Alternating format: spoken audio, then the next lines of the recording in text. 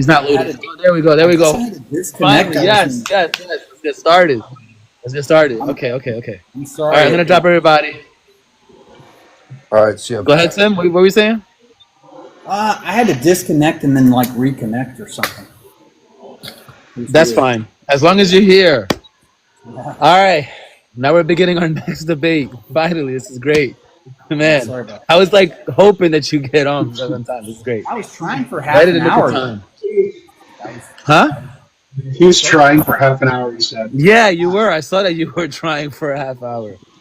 Oh Yeah. man. Now But the I'm glad nerves. that we got you here. I'm glad that you made it. Okay, great. All right, so we begin our next debate. It's going to be the Hierophant versus Timothy Norat on the proposition Jesus Christ resurrected. The Hierophant will be taking the affirmative, and Timothy Norat will be taking the negation. And since we start with the affirmative, Hierophant, we begin with your opener. Can I just make a single observation? Okay, go ahead. This is kind of funny because you have theist Tim versus atheist Tim. Yeah, that is true. Yep. Hierophant's name is Tim, so it's Tim versus Tim right now. Oh, cool. Yeah. Okay. All right then, Tim. Well, We're gonna begin your opener, 7-minute opener, and we'll start the timer whenever you say your first word. Okay. Good evening. We are here tonight to ask one question. Did the resurrection of Jesus actually happen? My opponent is not ignorant of Christianity. He studied at a Reformed seminary. He lived much of his life as a sincere Christian, and I honestly respect that. But this debate is not about Calvinism. It is not about inerrancy. And it's not about denominational systems. It's about a single event at the center of history, the resurrection of Jesus Christ. And so my case tonight rests on 3 pillars. The first being history, the facts surrounding Jesus' death, and the disciples' testimony. The second being philosophy, the logic of God's existence, making the resurrection credible. And then third, existence, the coherence of Christianity itself, explained only by the resurrection. So let's start with history. Most scholars, be them Christian, atheist, or agnostic alike, agree on a core set of facts. Jesus of Nazareth was crucified and killed. His disciples sincerely believed they saw him alive afterward, and this belief ignited a movement that we call Christianity. Alternative explanations, they don't hold. Hallucinations are private and subjective, not shared in groups across different times and places. Legends take generations to develop, yet resurrection belief is embedded in the earliest Christian creed within just a few years of the crucifixion. Conspiracy cannot explain why the disciples willingly endured persecution and death for this claim. The simplest explanation, the ones that the disciples themselves gave, is the one that fits the evidence. God raised Jesus from the dead. But history alone isn't enough. Let's move to philosophy. If God exists as the necessary ground of being, then the resurrection is not an improbable violation of nature. It is the natural outworking of God's character. A miracle is improbable only if there is no God.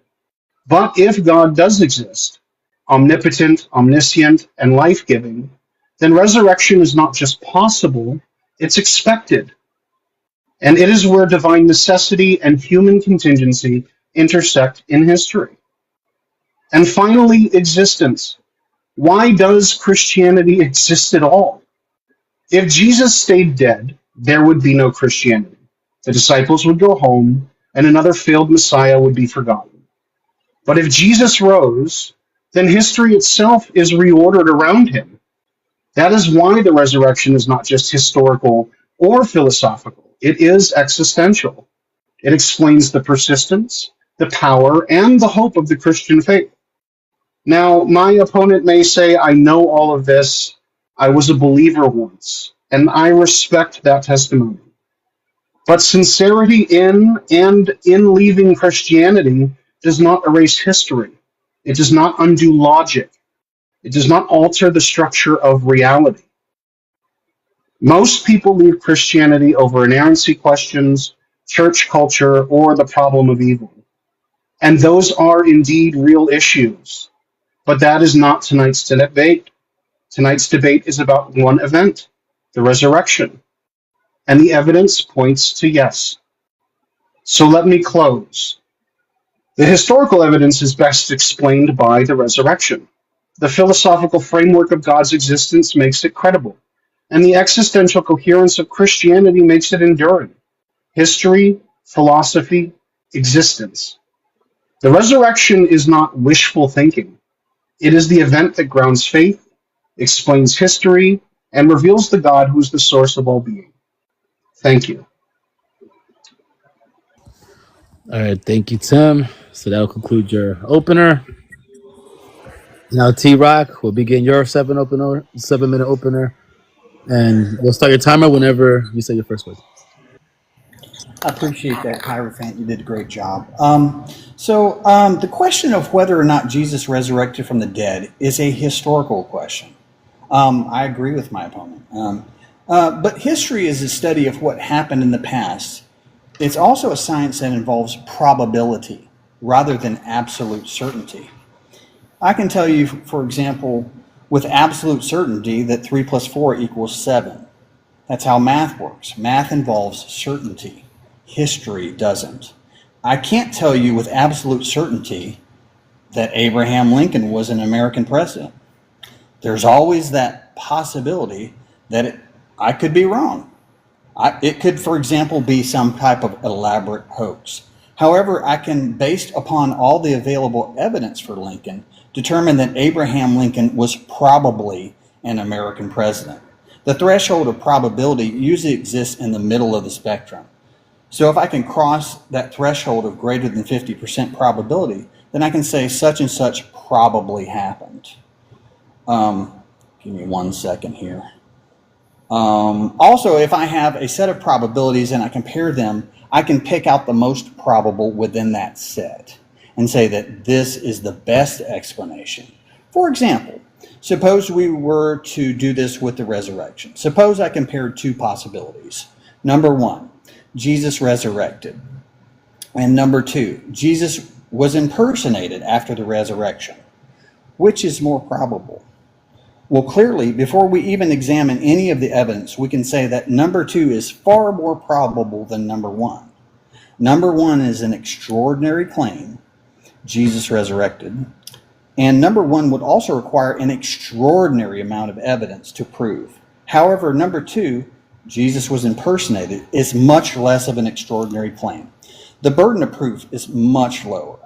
Has anyone ever seen an Elvis impersonator? Well, suppose I went to Vegas and saw someone on the street dressed up like Elvis. Give me 1 second here. Without knowing anything about them, which is safer to assume? They are an Elvis impersonator, or they are the real Elvis risen from the dead? Which of those two is a rational assumption? Well, I think it's quite safe to say that we can assume that they're an Elvis impersonator. And notice in this example, I never mentioned having an absolute sense of certainty about them being an impersonator. And I'm done. Okay, thank you for that. And that concludes the openers. And now the Hierophant gets 5 minutes of rebuttal time or cross-examination. And we'll begin your timer whenever you say your first word.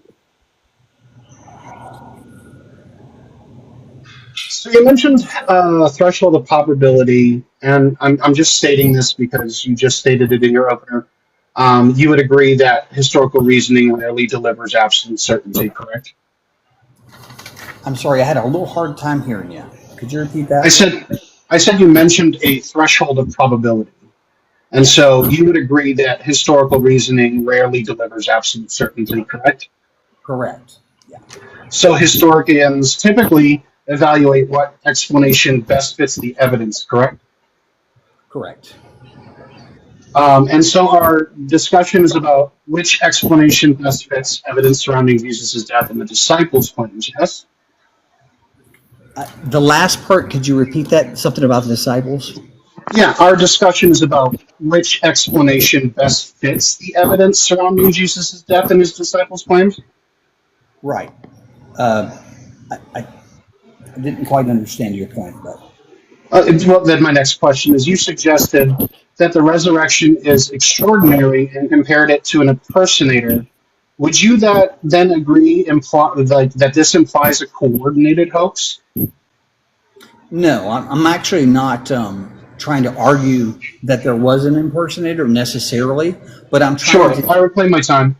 Um, so you're trying on probability, right? We're comparing two explanations, Right. which would actually infer a coordinated, impossible impersonation versus resurrection is claimed, right? Possible. Right. And also So comparing the probabilities. again, reclaiming my time. Isn't it true that the resurrection is the simplest explanation that accounts for all the evidence? Empty tomb, appearances, rapid pre-formation, Absolutely not. transformation of disciples? Absolutely not. It's not. Okay. Why would you say it's not? Well, because the simplest, I don't understand that point. So because something I don't understand even the rationale because something simple that's therefore true or the best. Yeah, okay. That's fine. So using this threshold of probability that you put forward, it seems that resurrection is more probable than impersonation then. No, absolutely not. Oh, okay, I guess. I don't understand how you're getting there. Well, I used just in my example. I said if you don't know anything about the situation and you see an Elvis impersonator, what do you assume? You assume they're an Yeah, but impersonator. You don't assume it's that's a Elvis. singular event. We have a creed within 3 to 5 years that admits a multitude of interactions with the resurrected Christ. And so you would have to have a cohort Who who wrote that? are pushing this narrative of an impersonator. This makes it incredibly complex. This isn't just the claim of a single individual. This is a claim of a group of individuals. So I'm hard pressed. Are you I'm hard saying pressed to that? see. I'm sorry, reclaiming my time. I'm hard pressed to see how this theory of impersonation provides a simpler explanation when indeed it becomes more complex the more you actually look at the state of the claim. I don't think there's anything complex about an impersonator. You would have to have a conspiracy supporting the impersonator. And throughout history, show me one conspiracy that did not fall apart. I don't think it'd have to be a conspiracy. It wouldn't have to It, necessarily be anything that elaborate. so who's the one person who's the supreme voice leading this resurrection claim? I don't know. All I'm doing is comparing the Thank you. probability. I end my time. Thank you. Okay.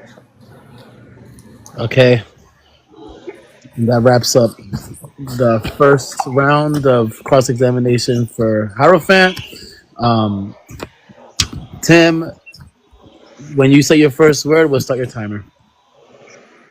Okay, so of the 3 points that Hierophant mentioned, the first one was history. And as I said in my opening statement, I think we actually agree on that. We both accept history, but it's a study of probabilities. And I don't know if my Hierophant, do you accept that history is a study of probabilities, not certainties? Oh, absolutely. I don't deny that. We're on the same page on that one. I'm going to skip over the philosophy aspect of it because that's just not something I was prepared to debate. Uh, it just metaphysics and all that. I'm just not prepared to get into all that.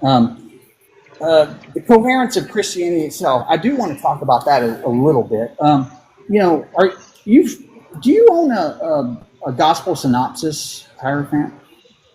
Bible study tool? A gospel synopsis Bible study, like Yeah, study Bible. right.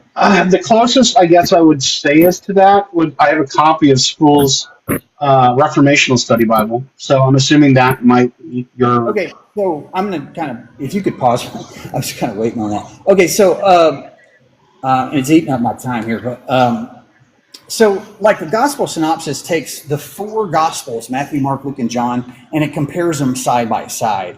And if Hmm. you look at the resurrection accounts, literally every two lines or so, you find a contradiction and inconsistency and things that are very concerning. I'll give you an example of something that's Sure, inconsistencies are expected, though. this is my time. Just okay. So, for example, with in Matthew says that there were two women that visited the tomb, Mary Magdalene and Mary, the mother of James. In Mark, it says there were three women that visited the tomb: Mary Magdalene, Salome, and uh, and the other Mary. So you can harmonize the Mary Magdalene, the other Mary there, but the Salome is just an added one. And then on Luke, we have over five women being described there in the text. And then in John, there's only one woman. So in summary, Matthew has one woman, Mark has two, I'm sorry, Matthew has two women, Mark has three women, Luke has five plus women, and John has one woman. It's a huge inconsistency. You also I, see I in don't the, think that's an inconsistency. this is my time. Okay, so we also see things in the resurrection accounts. For example, like in Matthew, Matthew is the only one of the four gospels that mentions a great earthquake, a severe earthquake. And why would the other three gospels fail to mention a severe earthquake? And we don't see anything in history, going back to your first point, that has any kind of historical record mentioning a severe earthquake. This, Yeah, I don't like, understand what this has to do anything if we're arguing the probability of the Tim. resurrection. This is his time, Tim. this is his time too. Okay, No. Your time. Sorry, his name is Tim too. It's okay. Heirophant. This is his time. So we're eating through the time here, but I could just go on and on. Like, was the stone rolled away when the women got to the tomb?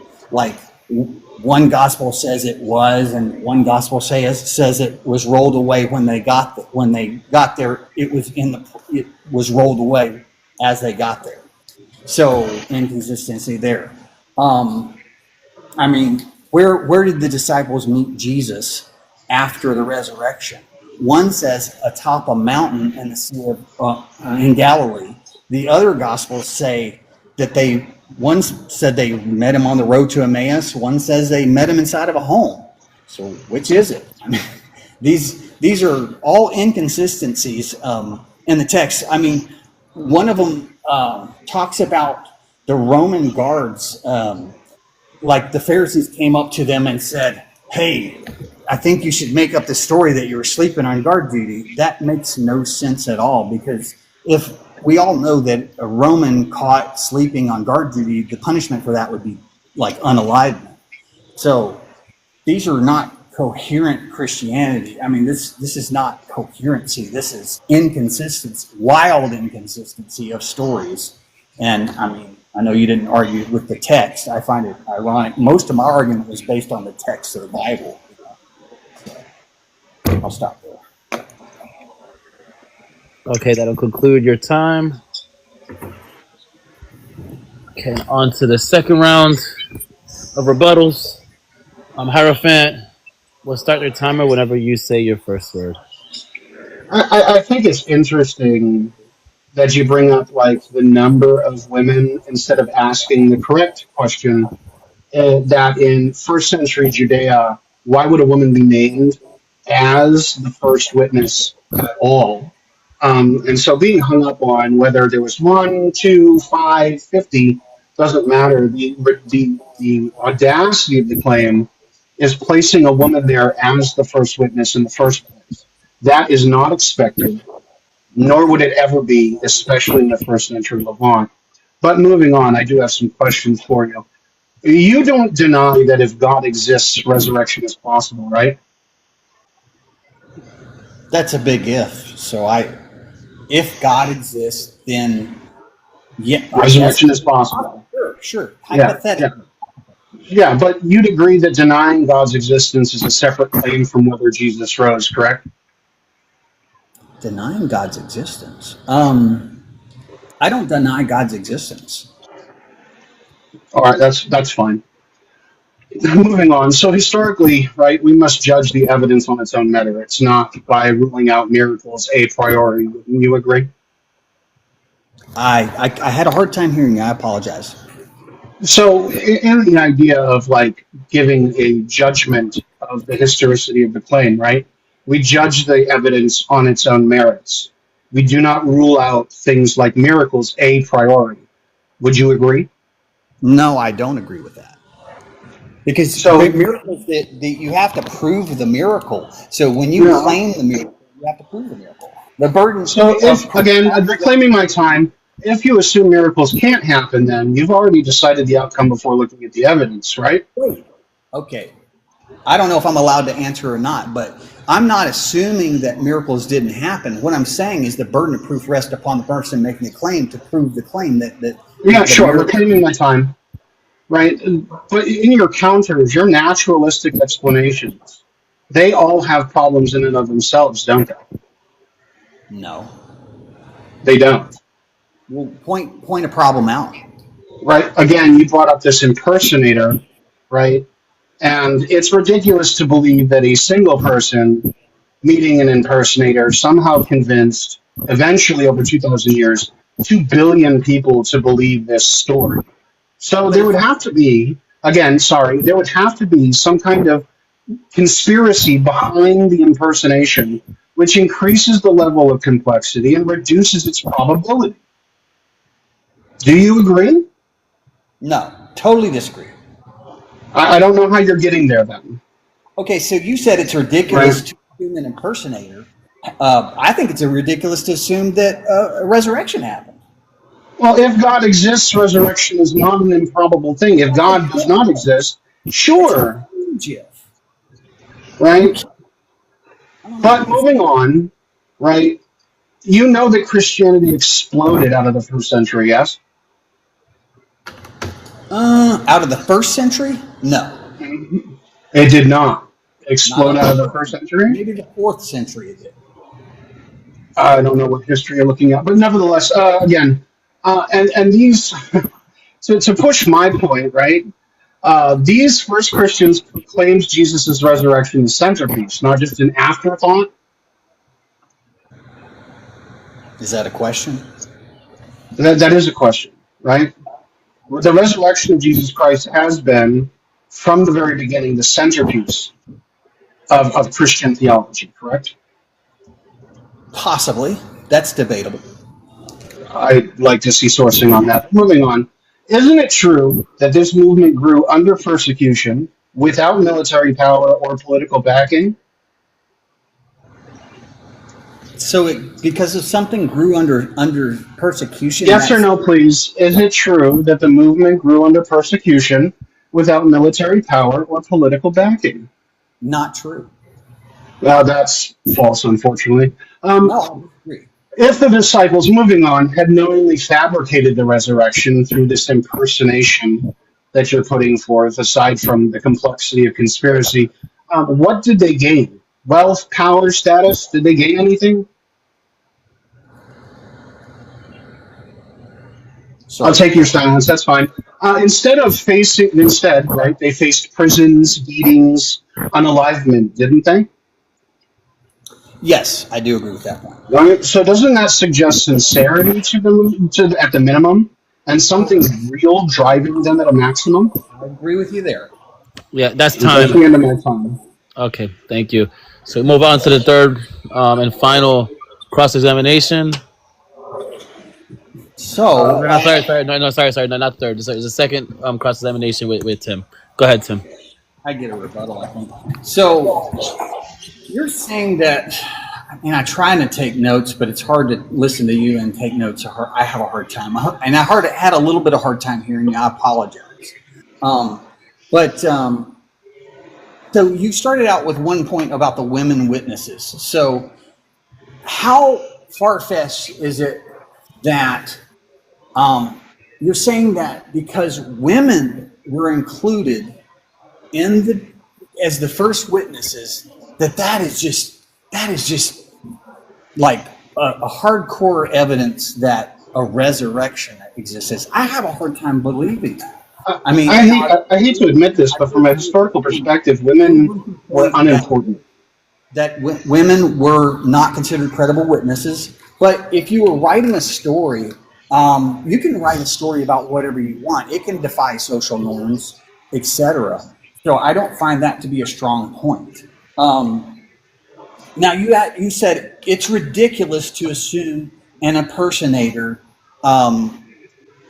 is the best explanation. Now I'm not saying that I believe. I want to be real clear. I'm not saying that I believe the impersonator theory. I'm also not saying that it's the best theory. All I am saying is that it is far better than the resurrection explanation. And it makes a lot more sense. And it's a lot more plausible. It's a lot more rational. And it fits reality. Like as we have observed reality, like we can't really observe someone scientifically rising from the dead. And I mean, people talk about empty tombs and things like that. You can go over to Israel today and visit the 3 different empty tombs of Jesus that they claim are Jesus. I mean, Israel's basically a fancy tourist trap, like with a lot of crazy relics over there where they make all kinds of extraordinary claims about fake history. And then your last point, you were talking about how Christianity grew under persecution without military power. I think that Christianity, and I could be wrong on this point, you might actually have me on this point, but to my knowledge, Christianity was not like exploding in directly after the time like that Jesus died. It kind of simmered. It did grow some, but I don't think it just blew the doors off for the first, until about 300 something during Constantine, when Constantine actually made Christianity the state religion of Rome. And that is what, juiced up Christianity and made it into the one of the largest religions of all time, if not the largest religion of all time. And you said it's without military power. So my argument with that was Rome not without military power? But I guess we have a different perspective on that point. And you're welcome to respond to that. I've got a little bit of time left. Yeah, this is within the first century of the growth of Christianity, to which, in reality, even if we look at Paul is a man who was so offended by this growing movement counter to rabbinic Judaism that he traveled from modern Turkey to Jerusalem to arrest Christians. This is not some localized thing. Paul himself was not from Jerusalem. He was from Tarsus. So, and we see this in his letters to Corinth, dated as early as the 50s, where we first are given the Corinthian Creed. So this isn't something that is small. This is something that is transforming nation states. Can I chime in here?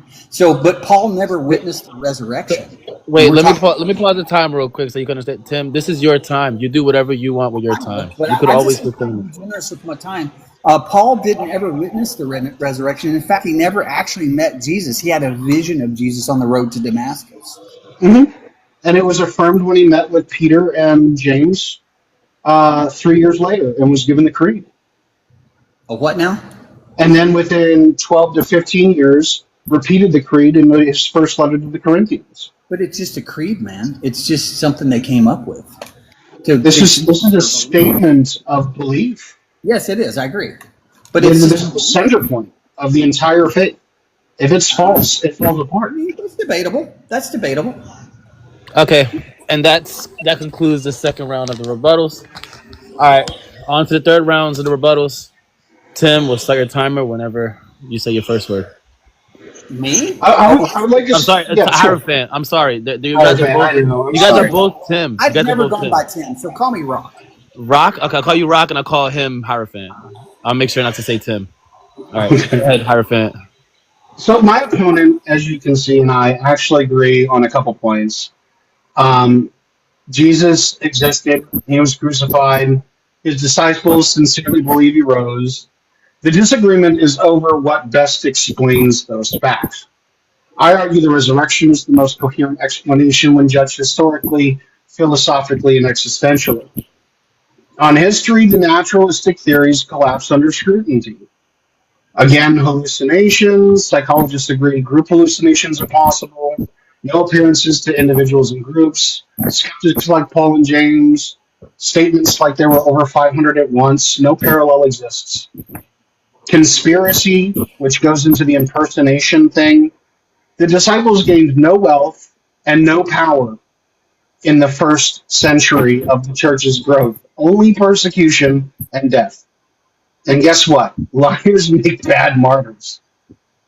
We could try to go with the legend, but the earliest creed in First Corinthians is dated to within 3 to 5 years of the crucifixion.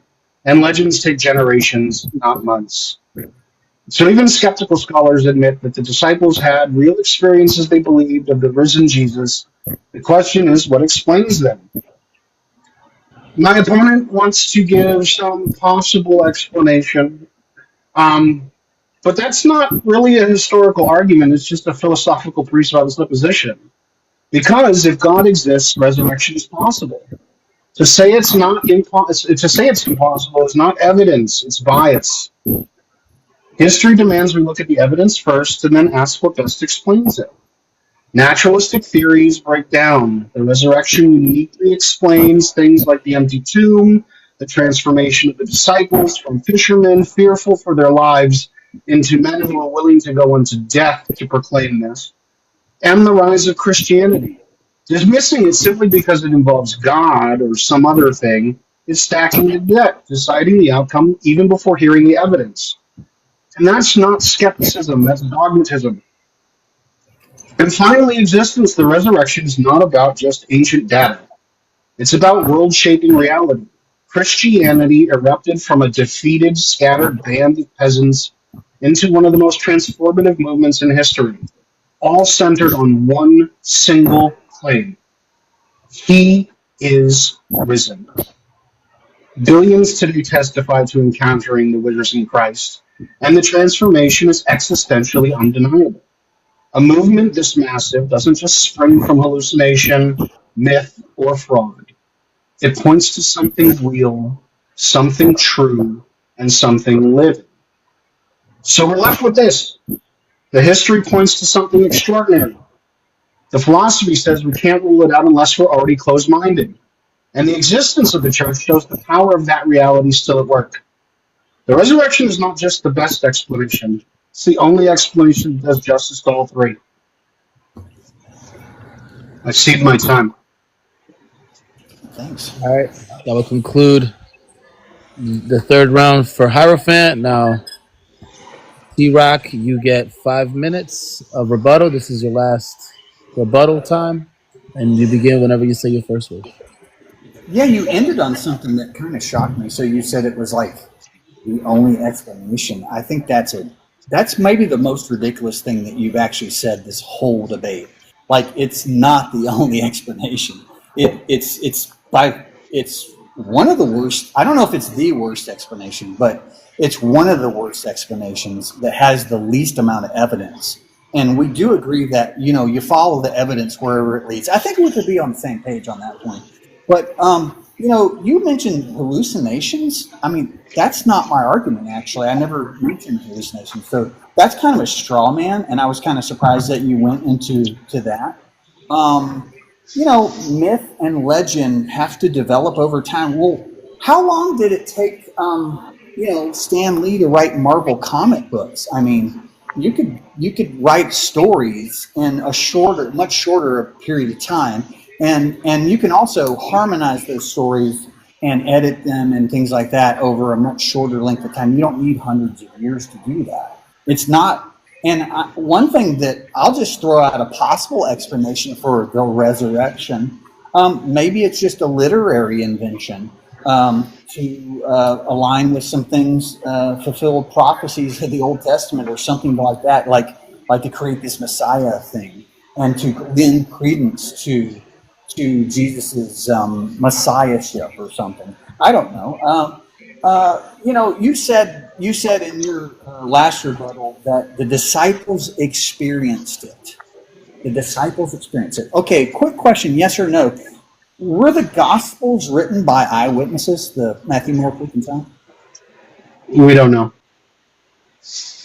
Oh, yeah, we do know they were not written by eyewitnesses.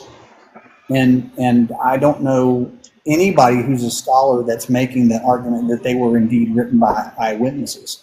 And I'll give you an example. And also, like a lot of people who are listeners, they think who wrote Matthew, Mark, Luke, and John. And a lot of people think Matthew, Mark, Luke, and John. But those are church attributions. So we actually don't know who wrote Matthew, Mark, Luke, and John. But we do know a few things about it. We know that Mark was probably the oldest one. And that John was the youngest one. And, Bart Ehrman makes a great argument about, I might be a little bit off the topic, but Jesus being God, like John is the one that leans the most into that theology that Jesus was God. And, the Bibles have undergone a lot of revision and editing over the years. And I think a lot of people aren't aware of those type things. And, the resurrection, you could have some historical facts about Jesus buried into the Gospels. Like, for example, maybe the Sermon on the Mount actually happened. Maybe Jesus being a carpenter's son actually was the case. Maybe Jesus was born in Bethlehem. We don't know. Some of these facts about Jesus are plausible. They're really not. They're not that far fetched, and you won't actually find scholars. They'll debate them somewhat, but not as much as the resurrection, because the resurrection is a pretty hard thing to replicate. You can't do it, and you can't observe someone being resurrected. I don't even know how that would, from a scientific point, happen with the cells in your body. Like once they've undergone death, like unalivement. Like how do they just come back to life from a biological standpoint and a physics standpoint? One of the things that I do is magic. I do coin vanishes and things like that. And it's a lot more likely that it was some type of magic trick. If it's not a literary, that it would be more likely that it was just be elaborate magic trick. There is evidence that Jesus did perform magic in the Bible. For example, turning the water into wine. That's something, I could do with a pack of Kool-Aid. And maybe a little bit of vodka, I don't know if it's safe to say that, but there's plenty of other explanations other than Jesus was resurrected that are completely rational and completely more likely than the resurrection. Yeah, Jesus had a pack of Kool-Aid. Gotcha. I didn't say that. And that's time. And now we go to our open closers. And Heirophant, you get 3 minutes. We'll start your timer. You say the first word. Tonight we have examined one question. Did Jesus rise from the dead? We agree on some historical facts. Jesus existed. He was crucified. His disciples sincerely believed he appeared alive after his death. The question is and remains what best explains these facts. My opponent has framed the resurrection as extraordinary, suggesting some impersonation or some other conspiratory method, most probable. But I want you to think carefully. Impersonation or anything else would require hundreds of people coordinating fraud, producing hundreds of witnesses, and then, after all of that, be willing to give their lives for this lie. I'm sorry, but that is far less plausible than the resurrection itself. Remember our 3 pillars: history, early creeds within years of the crucifixion, As much as I don't like to mention it, the empty tomb, even the Jewish polemic presupposes that Jesus was indeed crucified and was buried. Eyewitness appearances, all documented by multiple sources, even though the authorship of those texts are attested, there would be no actual motivation under the historical methodology they use, but nevertheless. Um, be it any naturalistic explanation. It wasn't a straw man, it was just pointing towards your naturalistic explanations, hallucinations, legends, or conspiracies. Cannot explain the totality of these facts. Philosophy, our second pillar, means that probability does not require certainty. We both agree on this. Using the threshold of probability, my opponent cited resurrection is indeed the best explanation for all the historical data. It accounts for the evidence where naturalistic explanations fail. And then third, existence, the transformation of the disciples, the birth of the Christian movement, and the ongoing impact of Christ's resurrection across 2 millennia show that something real and world-changing occurred. Fraud, hallucination, or myth, regardless, cannot account for this. So we're left with a clear conclusion. The resurrection is not only historically plausible, it is philosophically reasonable and existentially transformative. It's the best explanation for the facts. The resurrection is not a story we wish were true. It's an event that history, reason, and reality point to. Jesus Christ rose from the dead, and that changes everything. Thank you. That is time. Perfect. All right. And Rock, you get your 3 minutes whenever you say your first word.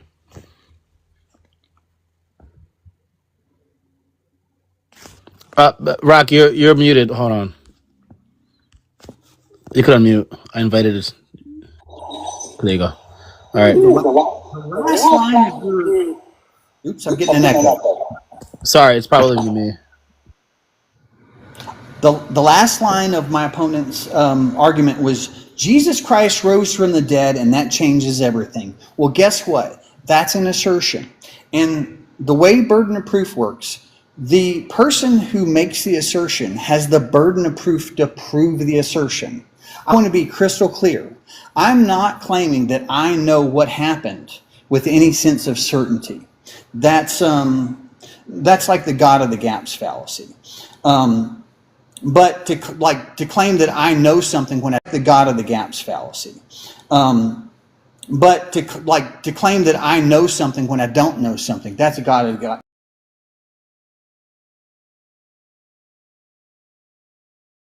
Conspiracy world is a miracle with no good solid evidence to back it up, and philosophically reasonable or rational, I would add.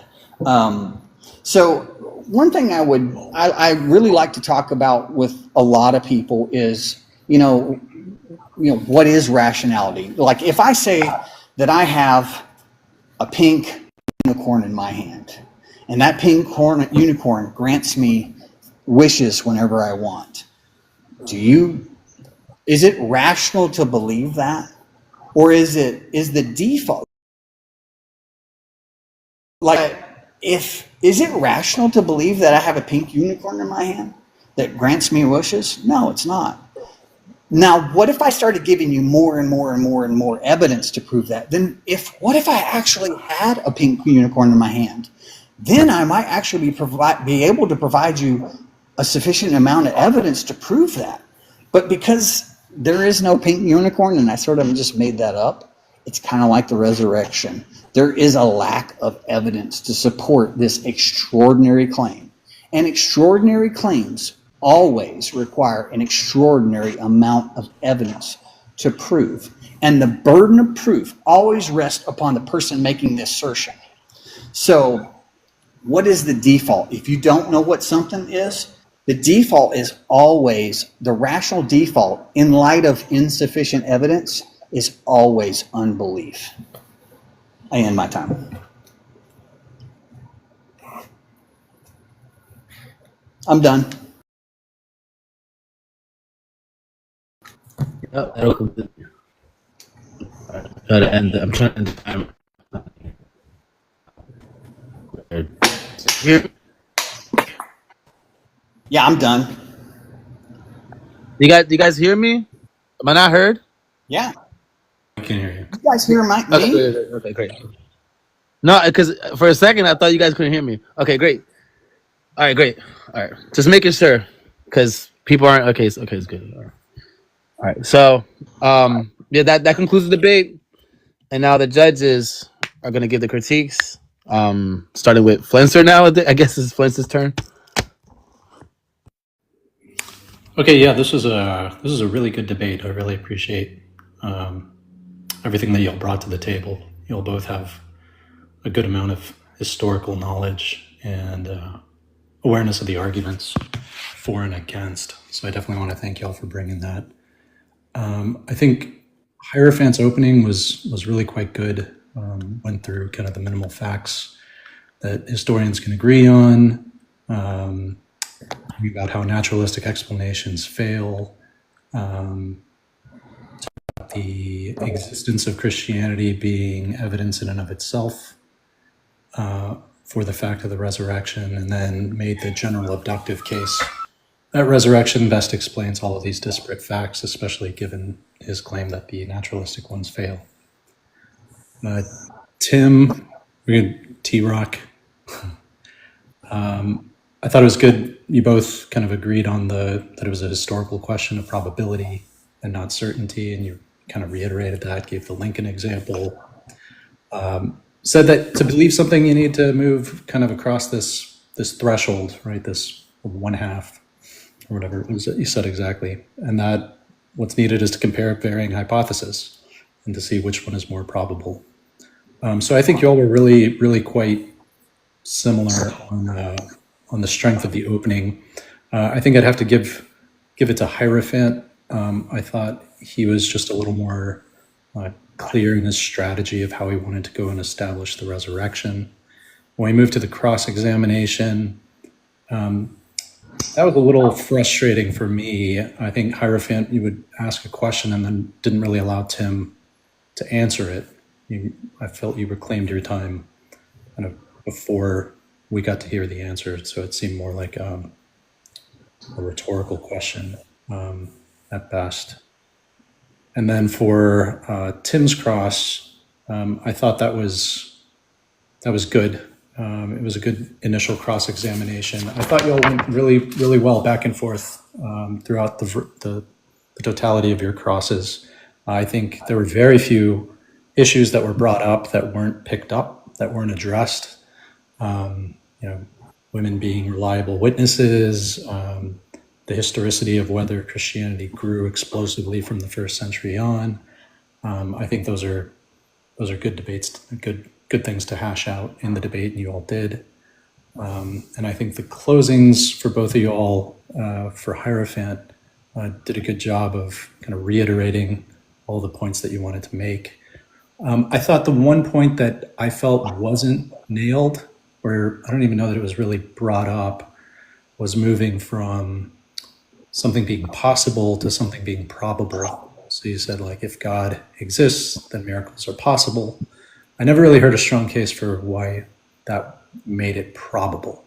I did recognize that you said, well, this is going to explain the totality of the evidences that we see better than these other various naturalistic hypotheses. So, and then Tim's close, I think, also reiterated very well the core thesis, which was, extraordinary claims require extraordinary evidence. I think you finally, at some point late in the debate, finally said, hey, look, I'm not making the claim that Jesus was, the resurrection story came from some imposter story. Right? And I think for the majority of the debate, it sounded like that was what your favorite hypothesis was. So it was good to see, like you were saying, it's just an example, perhaps literary invention, what does all of that. I thought it was great to bring up I thought a point that you could have driven home better would be like, at several instances you were questioning the reliability of the Gospels. I thought you could have done a better job of tying that into why that should make us doubt this core central claim that it I agree. seems they do converge upon. So I think that was kind of a missed opportunity there. So I think Can those I are respond to that real quick? well, we'll get into that Okay. afterwards. So I think it was a really close debate. I think I will have to give it to Hierophant on this one. So go ahead. Okay, thank you, Fencer. That's really hard for me. I want you all to know. All right. Either Mitch or Friction next. The opening very similar to Flancer. I think Hierophant, you did a good job at highlighting the arguments you were going to lay out, the historical argument, the philosophical / logical argument, and then the existence argument. I think you did a good job at in the cross examinations, making sure that you were kind of going through all of the naturalistic explanations of the resurrection and kind of systematically kind of debunking them. I do think at some points, you covered maybe too broad a base. It seemed like pre-prepared almost because T-Rock had only mentioned by this point, I think, the impersonation hypothesis, but you went to like a bunch of others.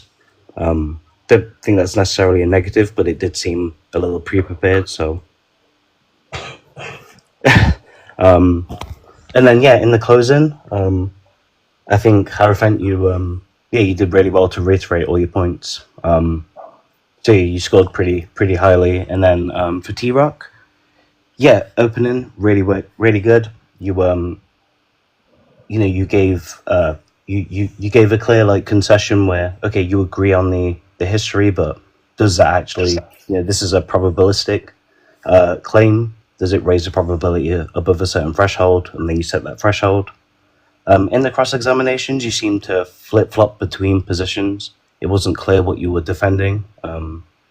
You kind of started with the impersonation hypothesis, but then said that wasn't actually your only hypothesis, and then at the very last cross-examination you kind of brought into a bunch of other hypotheses, which I thought was pretty late in the game to construct in terms of like an argument that should have been done earlier perhaps and then supported, but then in the closing I think you did a good job of reiterating your first point, which was kind of the Hitchens razor, extraordinary claims require extraordinary evidence, which was your central thesis. So I give it to Hierophant overall.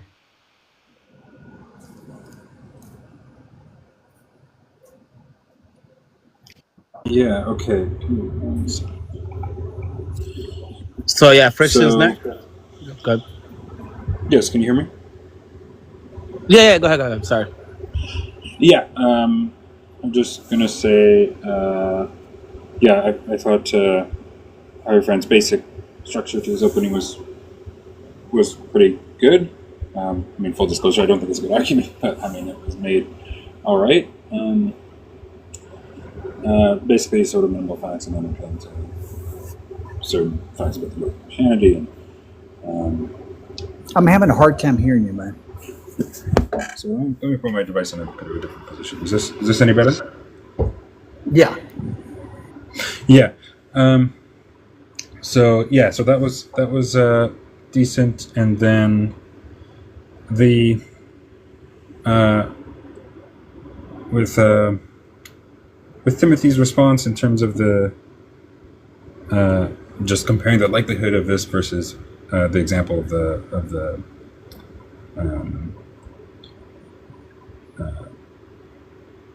person that was I forget the term now, the impersonator, yeah.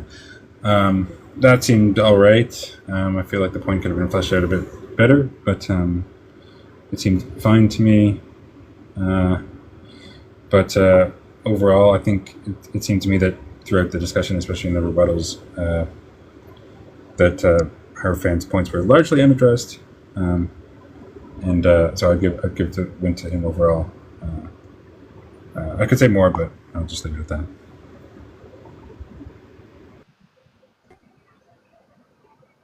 Good debate, T-Rock. I enjoyed the debate. Yeah, I appreciate it. And this is my first solo formal debate, so It's all good, man. So that I was for Hierophant, right? So it's three. yeah. Okay, great. So Hierophant, congratulations. Congrats to wait, both of you are we guys. You guys deciding it, both did very well. or is it by poll? Huh? Sorry. Because Sorry. it's not the judges that are What? deciding it. I'm asking, is it the judges that are deciding, or is it by poll? Yeah. No, the It's judges just decide. Oh, I thought you were polling in addition Yeah. to us. Okay. No. Well, then The I'm polling gonna is change just. it then. No, I'm kidding. All right. So now we have time for. Well, I guess you have Summing up, questions. sir. But sorry. Oh, I okay. said this. All right. Summing up, So sir. Fluencer. all right. So I mean, we have questions for. We're gonna try to wait. So Mark, you're saying that you're gonna go to work in an hour? Work at 11 p.m. Eastern, so 1 hour and 33 minutes. Man. Yeah, because I mean, like you're supposed to debate. Yeah, I So know. let me just ask Cage and who is Logic Troll, right? You stupid bitch! You made me wait already an hour, and now you're fuck you. All right, so it seems as though Mark, if you can't make it to your debate, we Fine, may go have. ahead. Fuck it. Go ahead. I'm just for future reference. Whenever you tell me a time, I'm adding 3 hours. No, Cage, you think that was my? You think that I had? You think it was my fault? Like, it I thought doesn't seem I like it's was my supposed to fault. start at 10, so that's my bad. Well, it looks like you're Also, going to be late to work, Mark. What also, is I it? didn't Sorry. to answer something Fluencer said. I didn't push my positive metaphysical necessity.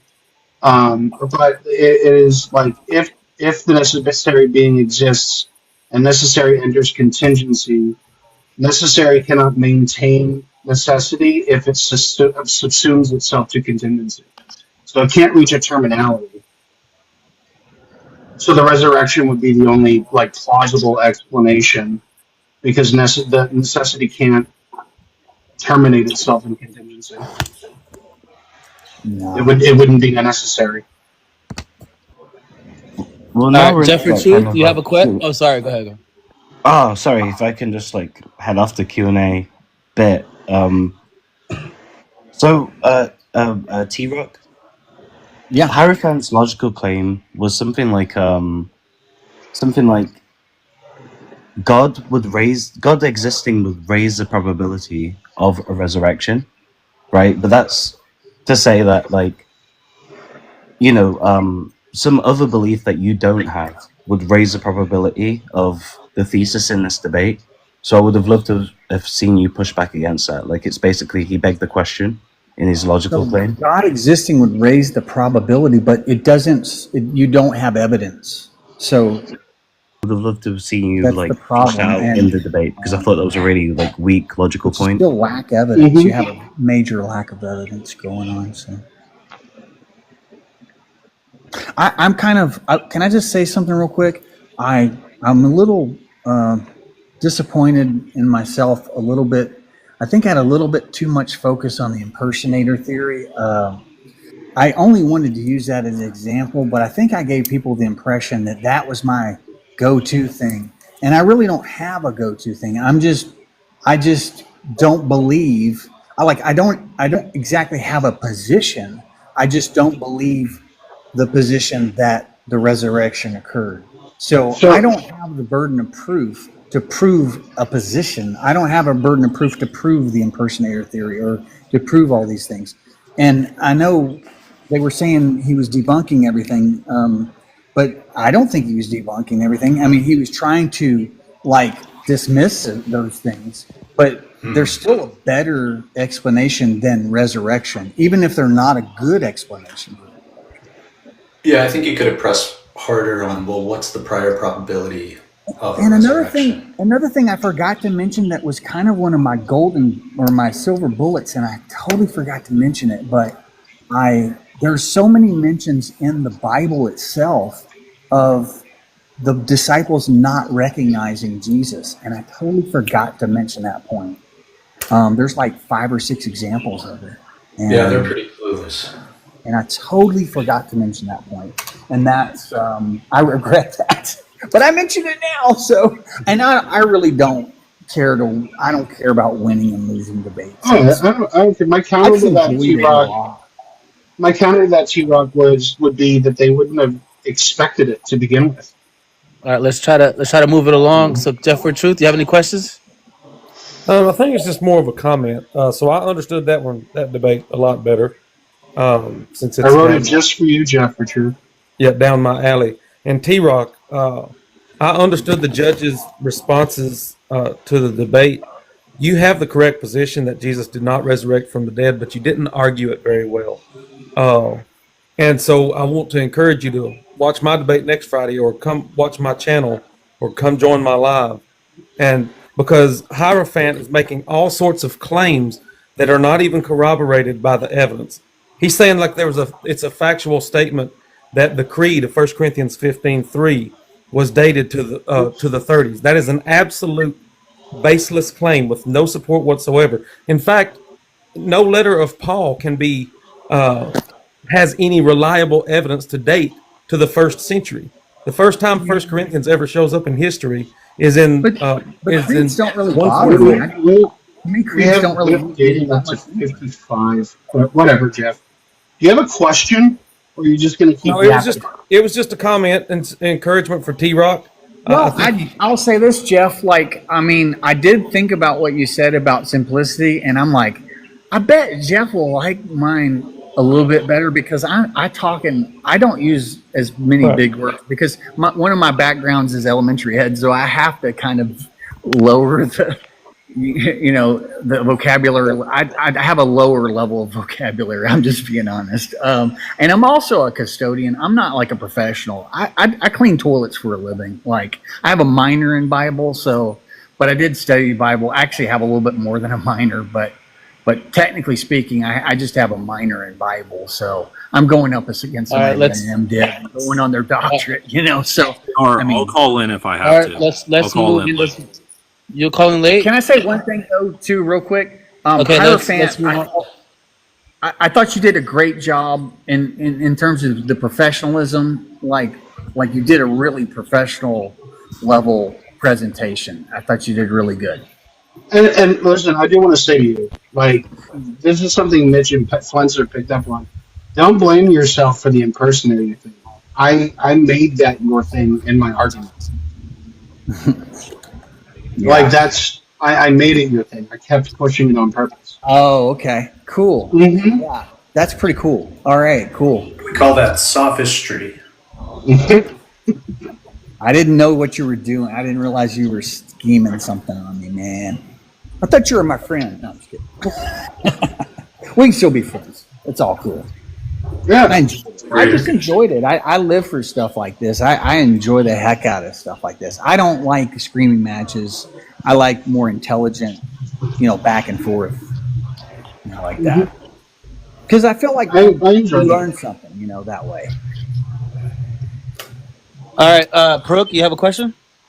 Yeah, I had a question. So the first question was to T-Rock. I was going to ask, why would the disciples not recognizing Jesus be like a pinnacle argument for you? Well, because one of the things that might point to is the notion that Jesus, it wasn't actually Jesus. It was an impersonator of Jesus. Well, and like, it kind of begs the question, like, if they spent all this time with Jesus, like they were his disciples, and also we're talking about Mary, the Marys, the two Marys. They spent a lot of time with Jesus. Why would they not recognize him? So is that not assuming that the Gospels are reliable as opposed to Paul's letter to the Corinthians church, which would be vastly more reliable than the Gospels? I didn't quite understand the question. Isn't that assuming that the Gospels are reliable? I don't think the Gospels are reliable, but that's my opinion. Right. So then my question would be then, why would you think that that would be a good argument to use the gospel narrative saying that they didn't recognize Jesus as a refutation? Because most of the evidence for the resurrection is in the Gospels. Well, I'm pretty sure Heirophant brought up the 1 Corinthians Creed, which, by the way, Jeff just came That's up. true. Did Yeah, he not brought know that what he up. was talking about there. He said I think Jeff thinks the 1 Corinthians Creed is the letter to the Corinthians church. That creed that's an oral tradition that was preserved by Paul. And I just want to say that's not to T-Rock, but yeah, that's all I had to say. Yeah, that's a good point. I wasn't prepared to debate the Corinthian Creed. Yeah, I just wasn't prepared to debate that point. So it's not something I had the forethought of even thinking about a whole lot of creeds. But to me, like, I mean, I'm just speaking on my own personal, like, it doesn't really move the needle for me in terms of belief. It doesn't, I don't go and say, oh man, look at this creed. Oh yeah, I believe in a resurrection now. Like, what? Like, I don't know how you get there, but I guess I know there's people of faith that believe that, and that somehow lends credit. But they kind of already believed the resurrection to begin with. It just kind of reinforces their preconception about the resurrection. Okay, fair enough. That's all I have to say. Yeah, thanks. I appreciate that. That's a good point you made. Yeah. Fun. Just as fun.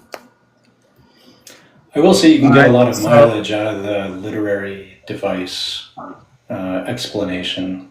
Like, that's a pretty common trope that the followers don't recognize the risen being. So, are you talking about my argument about it being a literary invention? Right. I think you can explain a ton of stuff with literary invention, just like you can explain a lot of stuff with, well, God wanted it that way. Right. All right, Slurms, you have a question? I had a question for both debaters. There's so much negativity in the world right now. It's just so upsetting. I just wanted to ask you both a question. Could I get each of the debaters to say something nice about the other one? I think I did. I don't think I said anything bad about him to begin with. We kind of did. I mean, but I'll reiterate I it. just mean there's so much negativity in the world right now. There's so much division and anger and hatred in our. And I Okay, just I'll say this about Hierophant. He did a very, especially like on his opening and closing, he was very well prepared. He delivered things very articulate, and he was very well prepared. And in fact, I'll just concede. I think he was a lot more prepared than I was. And I tried. A lot of my points were like improvised, but I try to do the best I can. I mean, I work a full-time job, so it's, I did the best I can.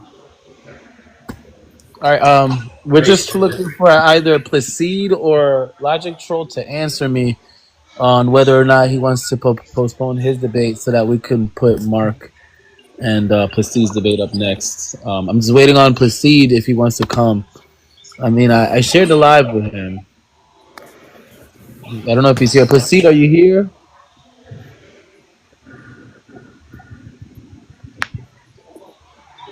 Placide is not here yet. And neither is Logic Troll. So we're waiting on one of them so that we can continue. I didn't do it without confirmation, Cage. I'm asking Logic Troll. Logic Troll has not answered me yet. So let me get this fucking straight. Let me understand this here, because I'm having a hard time tracking.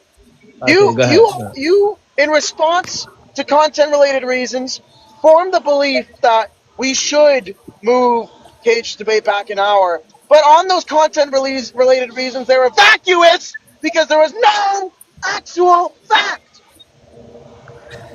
Yo, Cage, I'm asking Placide and I'm asking Logic Troll, okay? Logic Troll, I'll honor your debate if Logic Troll says that he needs to debate now. I will honor it, okay? He just texted me. He texted you? What did he say? He said, good luck. Because you know what his belief was. What his belief was in response to the reasons. Was that the debate was at 10? Dumb fuck.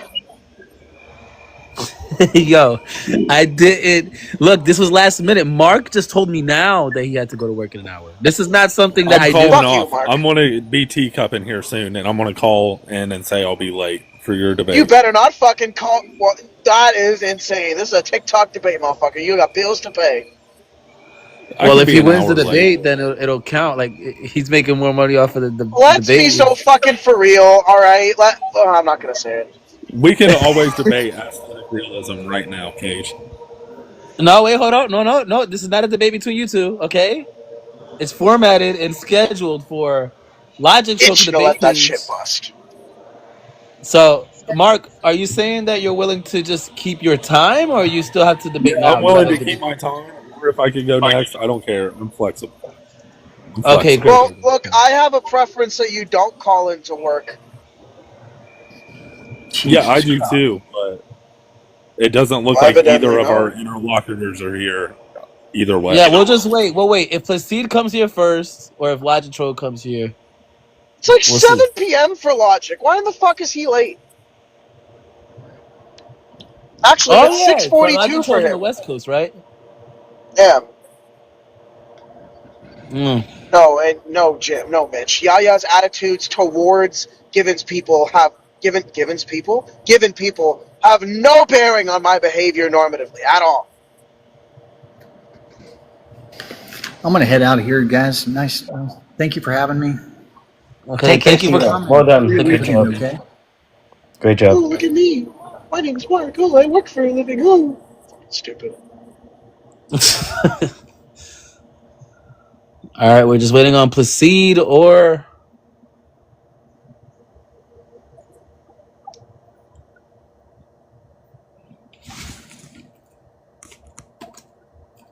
So how's the weather today, guys? Because evidently we don't have anything else to fucking talk about.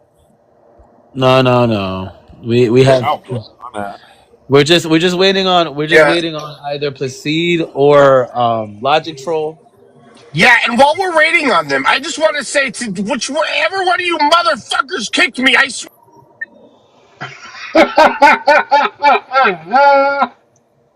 Again. This is great.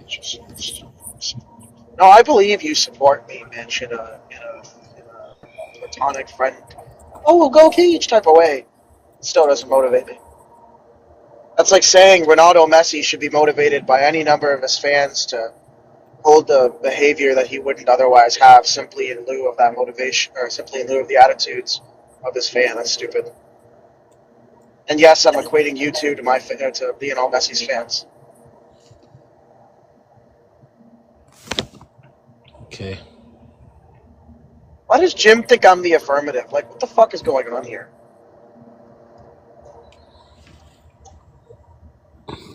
Wait, is Placide here? No, right? So, Asa just sounds too much like flaccid to me. I can't say it. I just call him solid. So it seems as though that I guess we'll just continue with the regular scheduling if Placide's not here. So we'll just wait on Logic Troll. Oh wait, Placide. We're just waiting on Logic Troll. I want to see if Logic Troll wants to debate now or. Mark is not calling into. Well, I'm not going to make Mark call into work because of my bombastious, fictitious attitudes towards being pushed back an hour. I don't fucking care.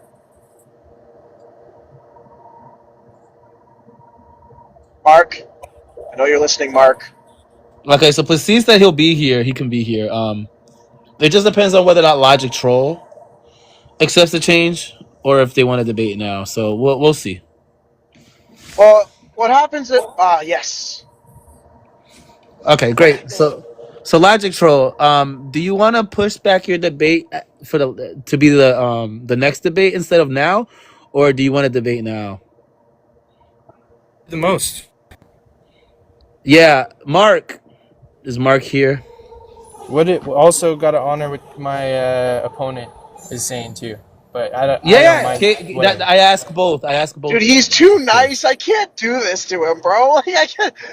This is not going to work. I'm Okay. going to feel Okay. morally wrong about Placide it. said that he'll take the original time at 10:30. So okay, you guys, we could start the debate with you guys then. Um, Oh, if Placid's Mark gonna stays make him around, call into work? Oh, that's fucked up. hey, this is not I didn't at 10:30. So Alright, that's just whatever. is what it is, you know. All right, so let me put the flyer up. There we go. The background, great.